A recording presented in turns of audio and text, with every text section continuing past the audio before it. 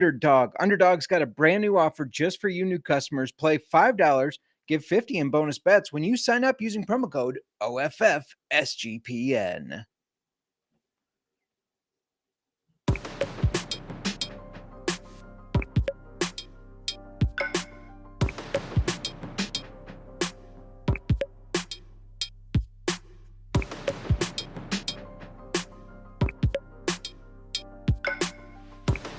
What's up, everybody? This is Jmark. You can find me on the X at Jmark Football. And if you're on YouTube, you already know. If you're not on YouTube, you're on Spotify, Apple. Two things. First of all, you already know that I already tried to start this podcast once. I went on talking to myself for 15 fucking minutes and then realized that there was no sound. So, that's fun. And I still don't know if we're streaming now. I guess we'll figure it out. Hopefully this has all been ironed out, because what a fucking nightmare. I guess this is why Colby swinging Dant, aka the Dantabase, leads the show, because I don't know. I just it was a clusterfuck, I guess. We'll just put it at that. It is what it is. It's fine. We're talking a little CFL action. Colby is not here, so I'm going to be talking to myself still, but hopefully you can actually hear me talk to myself this time, because otherwise I was literally sitting at my desk talking to myself. So a good practice run, good practice run talking to myself. Why not? But I do think I fixed the issue. It's one of those days, I guess, nothing has gone right today. And then everybody couldn't hear me. And so I ended the stream. I'm troubleshooting. I'm trying to I'm unplugging stuff. I'm restarting, trying to figure it out. And it turns out there's a little button on my keyboard here, a little F4 button that also mutes the mic. Didn't know how it got pressed. Didn't know that it did get pressed, but it did get pressed. And it's just one of those stupid things. Once I saw that, I was like, what's this slide on my keyboard? I'm like, okay, I'm a fucking idiot. I get it. It's just one of those days. Anyways, this is Jmark. We're recapping week 11 or week 12, week 11. I don't even fucking know what I'm talking about right now. I am flustered, folks. I'm flustered. We're recapping week 12. We're talking week 13. Only 3 games this weekend. I hate when there's only 3 games. It makes it tough for DFS. Makes it tough for the parlay, which, by the way, I hit my parlay last week at plus 612, a little over 6-1 odds. Hit the huge tits parlay. I also cashed DFS. So hopefully you tailed and made some cash too. Shout out to William. I'm back. I got the sound. It turns out a little button on my keyboard. It's just one of those things where you're doing everything that an IT person would tell you, like unplug stuff, restart it, check your settings. I was going through all that, and it's literally just a button that somehow got pressed. Is what it is. I hope you guys all had a good weekend. We are. It seems like that the games were weeks ago. It was only a couple, 4 days, 5 days ago, I guess. I think that's when they don't have the Sunday game and you go from Saturday to Thursday. It just feels like forever. And now we got to wait until Sunday for a game. No games until Sunday. We got Sunday and Monday. Colby is not here. He is trying to wrap up previewing every college football team that there is. They have just a couple more, and kickoff is technically tonight. I think those teams are likely out of the way. You got other teams kicking off on Saturday. So college football is back, but we're talking Canadian football. We say, fuck the college football. Just kidding. I thoroughly enjoy all football. But we're talking a little CFL action, and we're going to jump right into recapping. But real quick, got to let you know that the free roll football contest is back. Free to enter, picking every NFL game against the spread. So sorry, not the CFL, every CFL game against the spread. We should do something with that next year. Remind us that we need to get something going with that. For the NFL one, though, $3,000 to first place 4,000 if you're a Patreon. Just go to sportsgamblingpodcast.com/free roll. I already got my picks in for week 1. Plus, we got 25% off everything in the merch store with promo code football. 25% off. Just make sure you go check out some merch. I know that TCE with Colby, they got some nice college experience stuff. And if you want to check out some old-fashioned football stuff, I sure would appreciate it. Helps us a lot. Now, we personally, as a podcast host, we don't make any money off the merch. I don't even really think SGPN makes a lot of money. They try to keep the prices low, but you know how that is with customizable stuff. It's hard to keep the prices low. But what it does is it's great marketing. If you're wearing your old-fashioned football t-shirt out, I mean, I've had people, oh, you like football and whiskey? It's like, well, yeah, this is my podcast. And so it helps out. And plus it just shows the big guys, I guess, that you do support the shows and you're enjoying it enough that you want to wear it. So go check out the merch store and use promo code football for 25% off. And we got the NFL Survivor contest, all sorts of contests, $100 entry, winner take all at sportsgamblingpodcast.com/survivor. All right, let's recap these games. We'll start with, and I'm going to talk shit on Colby because he's not here. So I'm going to talk shit on him. Why wouldn't I, right? Let's start with the Winnipeg at Montreal. I was all over Winnipeg. Colby said, well, I don't trust them. They can't cover a 6.5-point spread, and the game's going to hit the over in honor of Lee Corso, who we will no longer be seeing on college football. Not so fast, my friend, because Winnipeg did cover, and the under hit. That's 2 points for the good guys. I mean, for Jmark. We won't say Colby's the bad guy. We know he's not. This was just, James Morgan did okay. He was 18 for 33. So, that's a little over 50%. Not ideal. 198 yards, 1 touchdown, 2 interceptions. He did what they asked him to do. You don't expect him to go in and be able to beat a team like Winnipeg. You expect him to be able to manage the game while you run the ball well, but they didn't do that. And, maybe it's you could say game script, but I think that's bullshit because it was 16-10 at half. And then it was 16-13. Why are you not running the ball to help this quarterback out? Your 4th string quarterback, by the way. They only ran the ball with Travis Tice, however you want to say, 80 times for 36 yards. Stevie Scott had 3 carries for 18. You got to run the ball more than 11 times when you have a 4th string quarterback in there without a lot of experience. I will say, though, it was nice to see former BC Lion Alexander Hollins get involved. He had 9 targets, caught 5 of those for 132 yards. And then, of course, Tyler Snead has had a really nice year. He had 6 catches, 56 yards, and a touchdown. On the other side of the ball, Claros did Claros things. He tuned into this show and heard us say that he's got a bit of a noodle arm coming back, and he went 27 for 31, only missed on 4 passes, 263 yards and a touchdown. But the guy that really did steal the show was Brady Oliveira.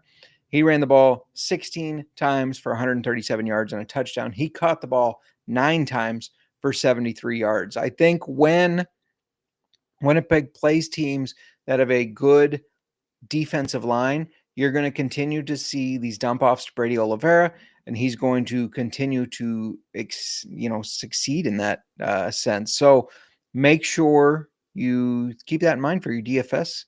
This was a big win for Winnipeg. We're going to talk a little bit about the standings here soon and what that means for them. But before we do, let's talk about the next game on Friday night.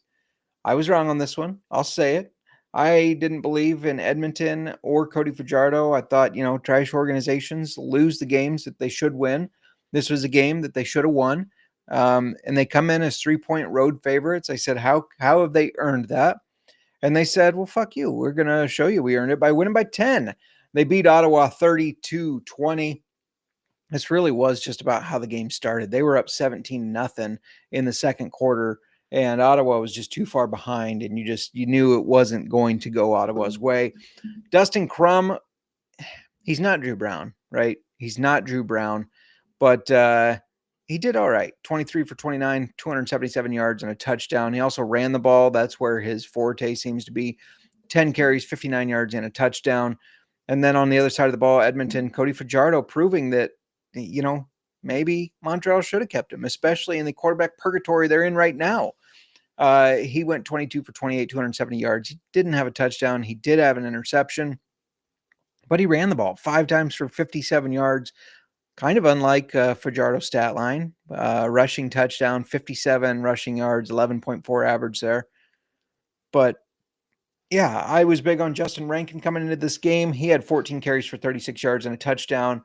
But I was big on him because of his catching ability. He did catch 5 passes for 58 yards. So, Edmonton staying alive, keeping their playoff hopes, however small they are keeping them alive.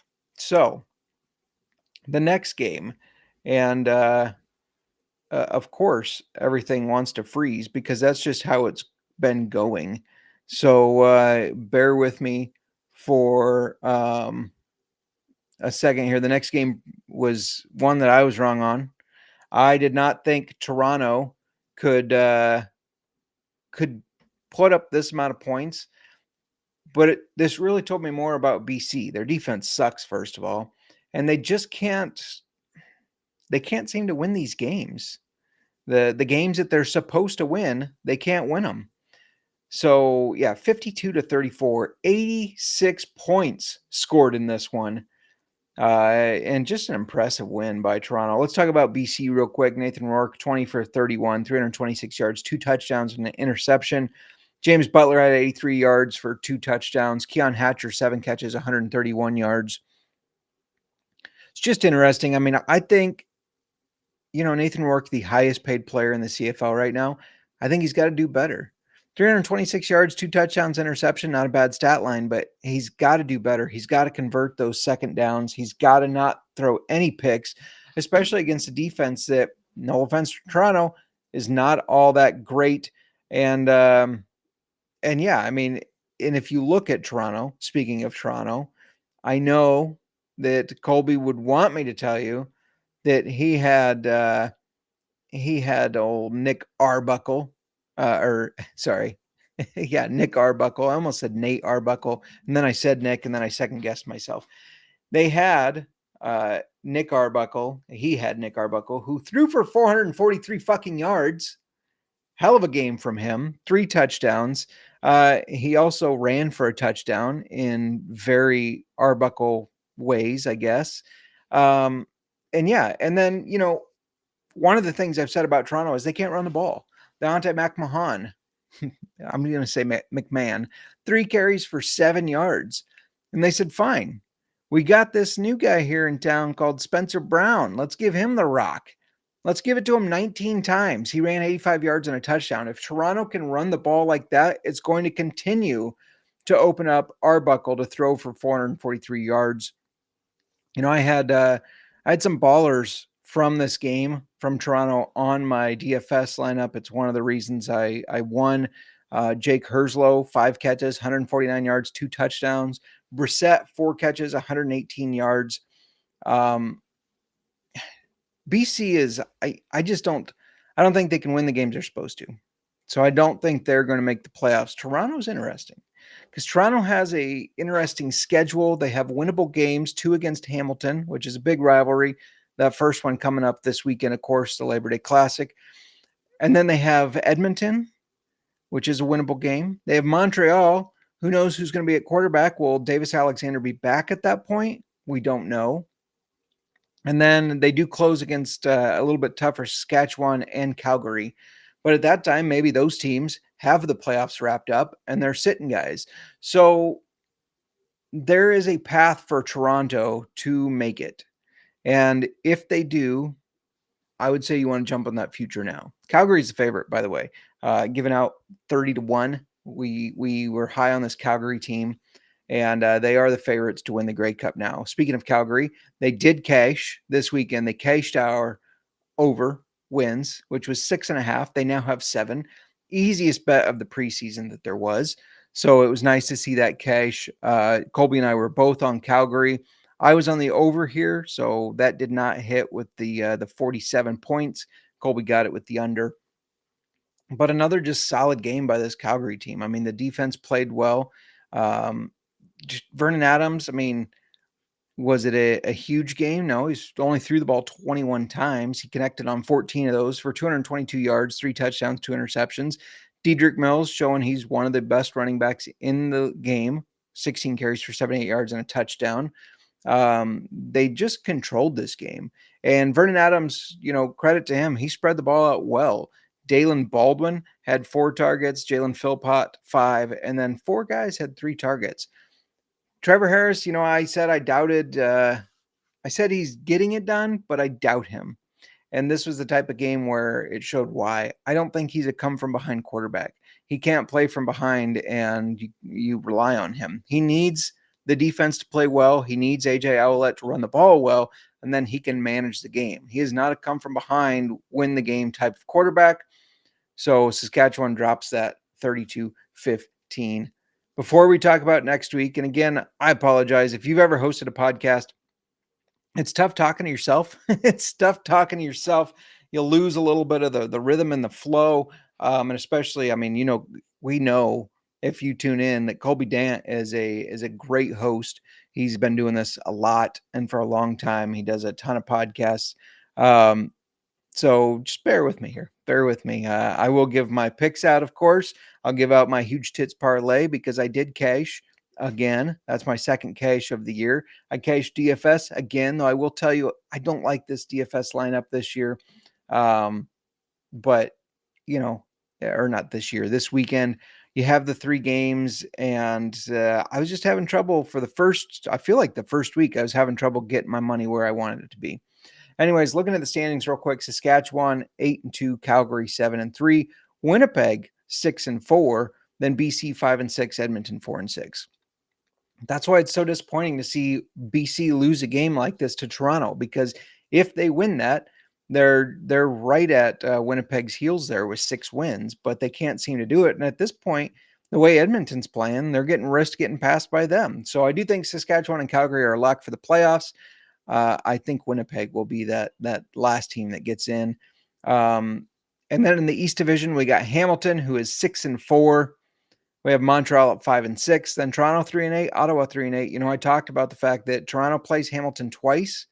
They play Edmonton. They play Montreal. There is a path where you end up seeing Hamilton and Toronto as the 2 East teams that make the playoffs. So maybe you want to sprinkle a little bit, because we know we've seen them last year against odds when Kelly goes down and Nick Arbuckle is going to be their starting quarterback for the Grey Cup. And then he comes in and he's the Grey Cup MVP. I mean, we've seen them perform in the Grey Cup. Now, completely different team this year. The defense is nowhere near what it was, but if they can run the ball with Spencer Brown, then I think this team can succeed. And they, I don't like to say good things about them, but I think they have a shot. They got a shot, and that's all they need. They need that slim chance. All right, I'll talk about the games coming up in a second here, but before I do, I got to let you know that we're brought to you by MyBookie.ag. MyBookie is your place to bet on football and everything else, including CFL. It's your home for NFL and college football as well. MyBookie's $100,000 NFL Super Contest is only a $15 entry, and they're offering buy 2 entries, get 1 free. That means you spend $30, you get 3 entries, an average of 10 each, and you could win $100,000. MyBookie accepts customers from a ton of locations, including Canada. Easy deposit and lightning fast payouts using crypto. Get your Dogecoin ready. So head over to mybookie.ag, promo code SGPN for 100% bet back bonus up to $500 for new customers. That's mybookie.ag, promo code SGPN. We're also brought to you by Rhythm. College football is back in rhythm. NFL is back on rhythm. And last season, Rhythm was 76-66 against the spread in the NFL and 22-19 on over-unders. They were really good on Tyreek Hill props. They were 13-5 on Tyreek Hill props. That's a 31% return on interest. Rhythm also has MLB, WNBA, golf, and college football. Go to the site today and start building your NFL models for week 1. Get your 7-day free trial by going to sportsgamblingpodcast.com/rhythm. All right, we are back. Without the slide master, Colby Dant, we don't have slides. You got to stare at my dumb fucking face for the whole thing. I apologize. Just move the tab to the background, and you can just listen to me go on about these games. But let's just start. Let's dive right into it. Only 3 games this weekend. I don't like that. What I do like is Saturday I will be in the air, catching an early morning flight. And so Sunday, when the games kick off, I will be available to watch them. Now, will the wifey be happy if I'm sitting there watching football? Probably not. Will I probably be doing it anyways? Probably. Sorry to the wifey, the co-host of Old Fashioned Football. We'll see how that goes, right? We're going out there to celebrate in celebration of our 13-year anniversary, which was actually earlier this month, but this is when it worked out to travel with work and everything.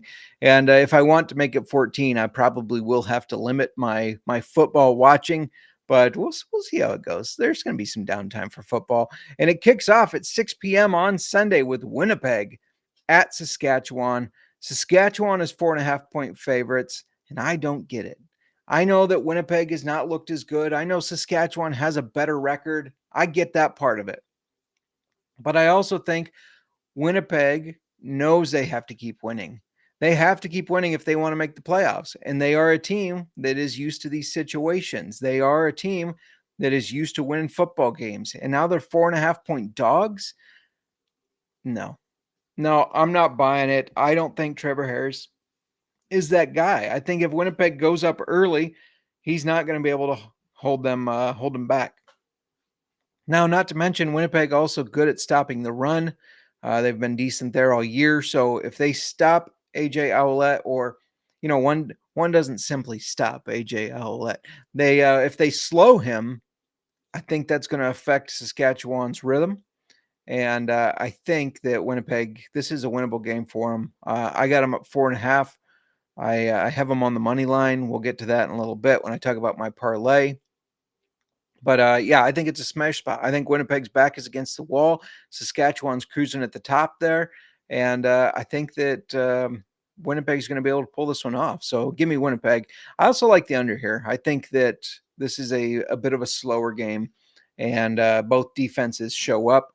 Winnipeg ends up winning with a last-second field goal. Hopefully they don't take a last-second field goal and it's returned for a touchdown, like in that Ottawa game where they did not cover, but they should have. And then we got 2 games on Labor Day, September 1st.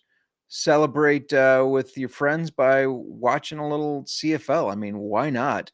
Hamilton is a 5.5-point favorite. Toronto off that big win against BC. Hamilton is a 5.5-point favorite. I realize it's in Hamilton. I do get that. But it's still confusing to me. It's not like Hamilton has been out there dominating teams left and right. They have struggled as well. This is a big rivalry. And in a rivalry game, I can't believe I'm going to do this. If you've tuned in, you know I do not like Toronto. But in a rivalry game, you go with the dogs, right? Especially the dogs that have a quarterback coming off a 400-plus yard performance. And they just put up 50-some points. This is going to be a high-scoring one. It's not like Hamilton's defense is great. Does Toronto win the game outright? Yeah, I think they do. Either way, I think you take them. Take the 5.5 that you're getting. They are 2-1. It looks like on the money line. I kind of like that as well. Maybe I'm just trying to jinx them. You all know that I am not a Toronto fan. Maybe I'm trying to jinx them. But we'll see. We'll see. By the way, they did sign former UFL quarterback Max Duggan. He is now with the Toronto Argonauts. Oh, is there anything better than the UFL? Oh, that was so good. There is something better than the UFL, the CFL. And Max Duggan agrees. He decided, hey, I need to get over here in the Canadian Football League and leave Tony Meatball and see how it works out for me. So, yeah, give me Toronto plus 5.5. Give me the over.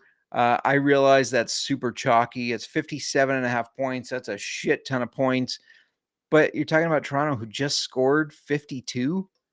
So will they score 50 plus again? Probably not, but they're going to put up points, and Hamilton's going to put up points. So I'm going to fall into that trap and take the over. So it'll probably be the under. But if it's the under, that makes me like Toronto even more, because you would think, you would just think, well, this is disgusting. Anyways, you would think that if it's a low scoring game, it's a close one. The breaking news for any NFL fans, I know this is the Canadian Football League, but Micah Parsons was just traded from the Cowboys to the Packers. That is disgusting, especially if you're a Bears fan like me. Gross. Bears should have made a play, but it is what it is. Anyways, back to the Canadian Football League. The last game, Edmonton at Calgary. Calgary is a 7.5-point favorite.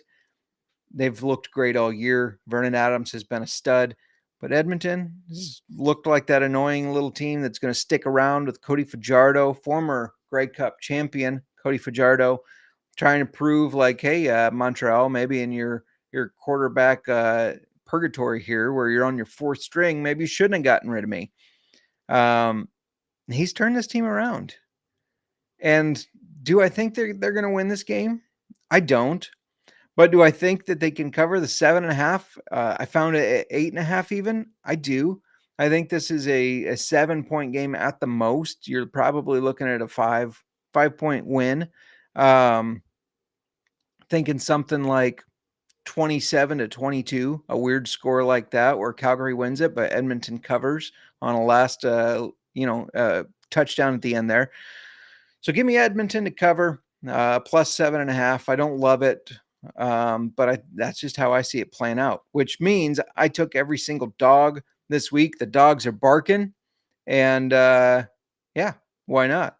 I also like the under in that game. I think that's going to be definitely an under. So yeah, give me Edmonton and the under. Now, I don't have the music. I don't have the graphics to throw up. I apologize for that. You don't blame me, though. Blame Colby. Blame Colby for choosing college football over the Canadian Football League. Blame him. But I will give out my huge tits parlay, because I did hit last week. It was 6-1, a little over. But yeah, give me, this is going to be a spicy one. This is 14, almost 15-1. $50 will get you 785. Give me the Winnipeg Blue Bombers to cover on the money line as dogs. Give me, I can't believe I'm saying it, but the Toronto Argonauts to cover as dogs. Not just cover, give me them on the money line, 2-1. So those are both almost 2-1. And then give me Edmonton Elks to, I know, who are the Elks? The Edmonton Eskimos to cover, not win outright. I got it at plus 8.5. That's plus 1470, almost 15-1. So I got Winnipeg money line, Toronto money line, Edmonton, and the points. Choosing all these dogs. What could go wrong? Right? What could go wrong? It's a good question. Everything is the answer, but rhetorically, what could go wrong? I'm going to give out my DFS lineup, which I already told you I was struggled with. But before I do, I got to tell you that we're brought to you by Underdog, and Underdog Best Ball Mania is happening all summer long, giving away $15 million in prizes, including $2 million to first place. No waiver wire. No arguments about trades. Best ball is the best way to play fantasy football, and Underdog is also a great place to play Pick'em, where you can win up to 500 times your entry. Keep following my socials, because I keep putting out CFL bangers on old-fashioned football, and we'll have some NFL ones over there too, so make sure you give us a follow. And Underdog's got a brand new offer for new customers. Play just $5, and you get 50 in bonus funds when you sign up using promo code OFFSGPN. You also got a little more time to get to the Circa. The world's greatest sportsbook, Circa Las Vegas, is hosting the world's biggest pro football contest, Circa Million, Circa Survivor, and Circa Grandissimo, with over $21 million in guaranteed prizes. Sign up in Nevada and play anywhere with the help of SGPN's official proxy. Go to footballcontest.com and use promo code SGP to get $50 off your proxy fees. Contest close on Saturday, 9/6. That's coming up, so get over there now. I mean, there's cheap flights to Vegas from pretty much everywhere, right? There's cheap flights from everywhere. And yeah, I mean, if you look at any of those, they're all great. And you can stay at the Circa with use the promo SGP, get 15% off of your stay. A great time. It'll be a great time. You missed out on the fun time last weekend when Sean and Kramer and Moneyline and Colby were there, and Smalls. You can get there. That's fine. Maybe you want a little bit more of a low key weekend. You were thinking they were going to pressure you into drinking. It's all right. Just go on over to Circa. It's going to be a great time no matter what. And yeah, enter that. Now, I am curious because I saw Moneyline Mac take some heat for this. Do you say Nevada or Nevada? Just curious. Curious about the Nevada thing. Let's talk a little DFS. And if you're listening in the chat here, let me know your DFS lineups, if you even have them. And if not, that's okay. That's all right. You can tail mine. I did win last week. It wasn't a ton of money, but I won money. Profit's profit. No matter what. I'm going to roll through this a little bit quicker because we don't have Colby to argue with, right? This was tough deciding. Do you want the Toronto quarterback who just threw for 400 some yards and 3 touchdowns going against defense that not great, right? Not a great defense. Or do you want the quarterback who has been on a high-powered offense coming off rest? Hamilton didn't play. Bo Levi Mitchell has kind of revitalized his career this year. I went with Bo Levi. He was a little bit cheaper, 10,500. He's only averaging just a hair under the points there for average points per game. So yeah, give me Bo Levi to have a big game against this Toronto defense. He had 36.3 points against them last time when the game was 51-38, by the way. I don't expect that to happen. I don't expect it to be like that, but I do expect those points. So give me Bo Levi Mitchell at quarterback. For running back, I do have 2 of them. I'll give out the cheapest one first. I talked about Spencer Brown, and if they can run the ball like that 19 times, 85 yards and a touchdown, then they're going to have more success. He had 22.9 points, and he's still only 5,500. It has not adjusted on him. I think that they're going to try to utilize that. They're going to use that as their game script of look at what we did when we ran the ball well. So I think they're going to run the ball with Spencer Brown at 5,500. My other running back, the guy that I just can't quit, he didn't run the ball great again, but he does get involved in the passing game. He's had in the last 4 games, he's gone over 20 points in 3 of those, and one's over 30 points. So give me Justin Rankin, 9,700. He's expensive. Yes. He is worth it, though. This is the guy that I've had on my team while I'm cashing these tickets. So, yeah, I am going to keep him on there. All right, now I wanted to pair somebody with Bo Levi. And, Keandre Smith has been a little bit quiet. And he was quiet against Toronto last time they played, 11.8 points. But I think this is a bounce-back game for him. He's 7,800. I still think he's a really, really good receiver in this league, and I think he's going to be able to cause some problems for the Toronto defense. So, yeah, give me Keandre Smith. Now, you're going to notice I got a lot of players from that game. I've already given out 3 with Bo Levi Mitchell, Keandre Smith, and Spencer Brown. Give me another with Dejon Brissett. I gave him out last week, and he had a big game, 4 catches for 118 yards. Only scored 8.4 against Hamilton last time they played, but I think that they've unlocked another level now.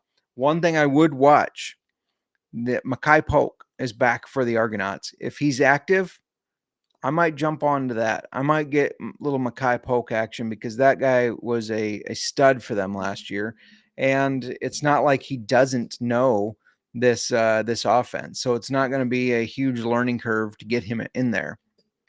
I don't think they have him available yet. I'm checking right now, but I was scrolling through trying to find his name. And yeah, they have not added him yet. So watch for them to add him, Makai Polk. I think he'll be cheap too because he hasn't played in the CFL all year. So I think he will be cheap, and that could give you a really good advantage. Last wide receiver to give out, Keon Julian Grant, for the Eskimos.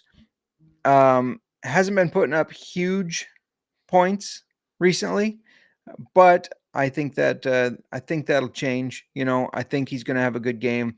They play against Calgary, of course, who does have a good defense, but I think he's going to be kind of a safety blanket. He's going to be a little bit of a safety blanket for Fajardo, little KJG action.